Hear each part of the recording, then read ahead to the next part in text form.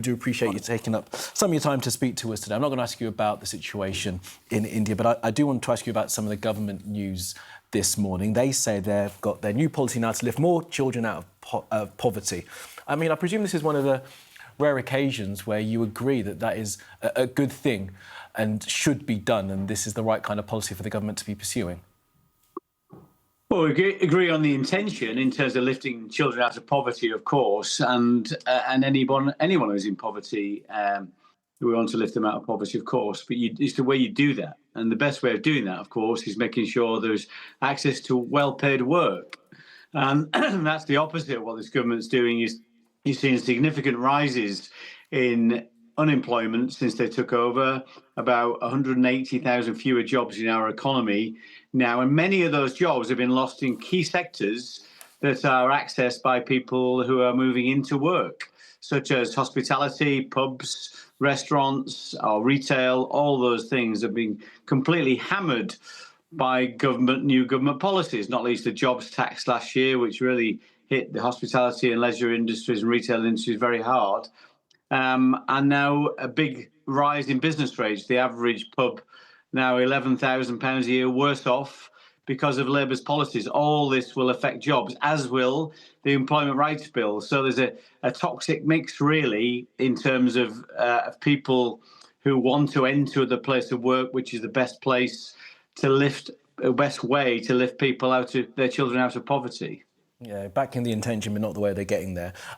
I want to talk to you, if I can, Kevin, about something that was said earlier this week by Nigel Farage. She told donors there's going to be a merger between Reform UK and the Conservatives. Is that something to look forward to?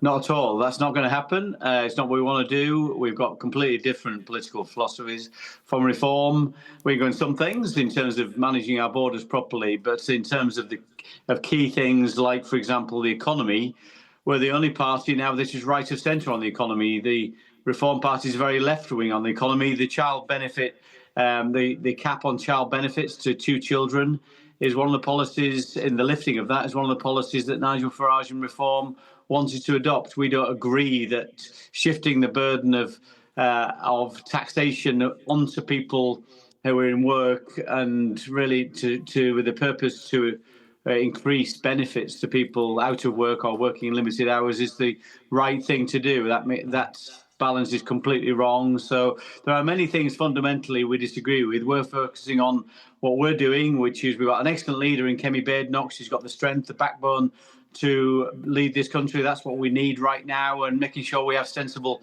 economic policies that encourage people back into work, but also we protect our borders. They're all strong policies that we have, and we're trying to make sure that people understand what it would mean to have a future Conservative government, which I think would be the best thing this country could have.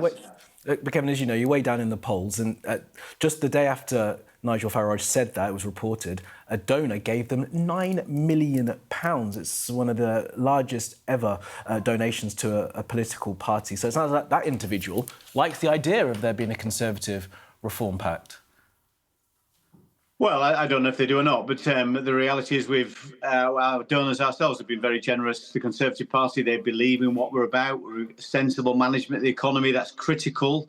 Being centre-right on the economy, that's the kind of policies that certainly our donors, and we've raised a huge amount over the last 12 months. We were certainly the leading party in terms of donations raised over the first 6 months of this year. So we appreciate that, and that helps us to get our message out there that the Conservative Party is the only game in town if you want somebody who really knows how to run a strong economy. The last one on Reform, I promise. Nigel Farage has again been accused this morning of using racist language, behaving in an offensive way while at school. He's defended that, saying it was done without malice, and looked at broadcasters to not be hypocritical. I mean, when you think about the way that Nigel Farage has behaved, is this a person that you think you could in any way work with? Well, listen, people said all kinds of things decades ago, and but I think what I've read about Nigel Farage saying are pretty abhorrent if that was true. I don't know what's true, to be honest, and I think it would be sensible for Nigel Farage to have a conversation with these people who are making these allegations. But we're dealing with the reality today. I think what's most important in terms of the people today, the people we represent, making sure we get reduce the cost of living, that we make sure people can access good jobs, that we secure our borders, that we tackle some of the key issues. We want a stronger economy and stronger borders. That's what we stand for, and that's what we're focusing on as a party. Now, you'll know that the government have decided to cancel some mayoral elections coming up. They say they're doing that so that those localities can conclude their local government reorganisation. I mean, that sounds perfectly reasonable, doesn't it, to give them the time till 2028 to sort themselves out before holding the vote? I got 3 years away. I mean, it's chaotic. I mean, it was only last week that the Labour government was saying that they would be holding elections next year for the mayors. So it's all over the place right now. And I think it's shambolic. The reshuffle that happened earlier this year, of course, when Angela Rayner left the scene, that a new Secretary of State, you've got a new local government minister. I really think they're all over the place and don't quite know what they're doing. So I don't think it's right to postpone elections like this. It's undermining democracy. Elections are the very fundamental part of democracy. It's the wrong thing to do. We want those elections to take place. And something off topic, Kevin, but since I've got you and since it's on the news agenda for today, Eurovision, those 3 countries deciding they're going to boycott Eurovision next year. The BBC and, of course, the UK are still going to be taking part. But do you understand why those countries are deciding to do this? They see there being a double standard. They're concerned about Israel's actions in Gaza, Ireland, Slovenia, the Netherlands and Spain, saying that they will boycott the contest. What do you think of that decision? Well, I've read and comprehend the reasons there, of course. I don't agree with them. Israel is an ally. It's a friend of the United Kingdom. And I think, of course, you can disagree with some of the actions of the Israeli government in terms of its actions in Gaza. And they should always seek to be proportionate in any action they take in Gaza, particularly against innocent civilians. But the reality is that the Israeli government is one entity. The Israeli people are another. And I think it's wrong to say that everybody in Israel is connected with the Israeli government. So that's why I think they're wrong. The Eurovision Song Contest is something that should be there to unite us. Music, something is that they can unite us. And in this world, it's very important we focus wherever we can on the things that unite us. And I think that's what this song contest is all about.